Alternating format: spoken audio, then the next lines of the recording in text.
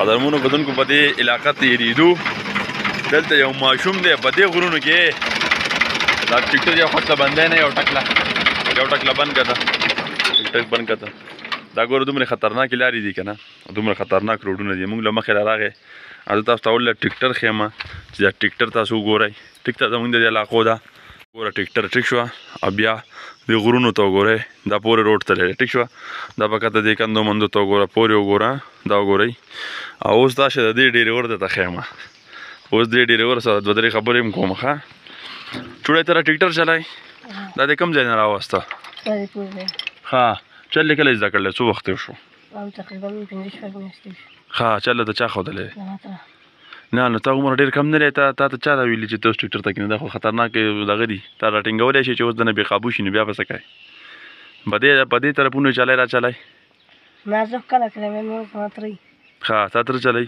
تره څو وخت کېږي چې ټیکټر چلی 10 کاله کېږي ښه او تا په دې روډونو چلی زده کړلی که نه چېرته اواره کېږي په دغه روډه چلی زده کړلی نه دا ټیکټر خو خلک وایي دا خو ډېر دروند وي او لکه مطلب دا ده چې دغه چې دی که نه دا خو ډېر راټینګول ډېر ګران وي که نه نو څنګه که طریقه اسانه ده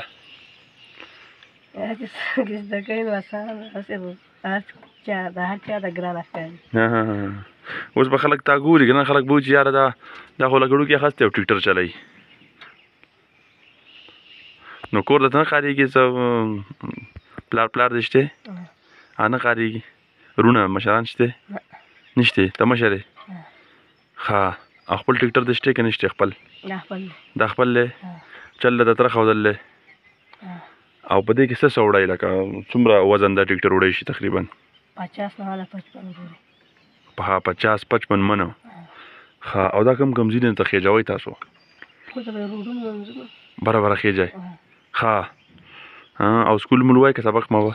سویم کې سبق ښه او مدرسه ورسره هم وایي نو غیر قانوني ده ګورې ستا دپاره ښه ټیک ده که نه ستا دپاره صحیح نه ده ځکه ته وړوکی نو اوس مجبوري خو دې نشته که نه څه مجبوري خو دې نشته چې اوس خامخا به ته چلای لکه که ته یې نه چلای نو بیا به تا ته مسله وي داسې مجبوري که دې نه وي نو احتیاط کوه صحیح ده په دې روډونو کې مطلب دا دی چې ما ته خو ډېر ګران کار ښکاري لکه ته خو مونږ ولیدې که نه ما ته ډېر ګران کار ښکاري ښه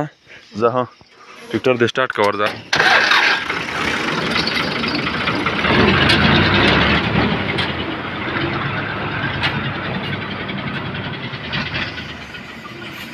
یقین وکړه یار مونږ یو پروګرام له روان وو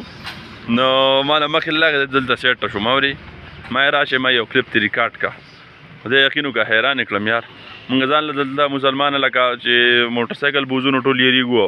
ماشاءالله وړوکی په چوڼۍ خستی او لکه ټیکټر ته ناستې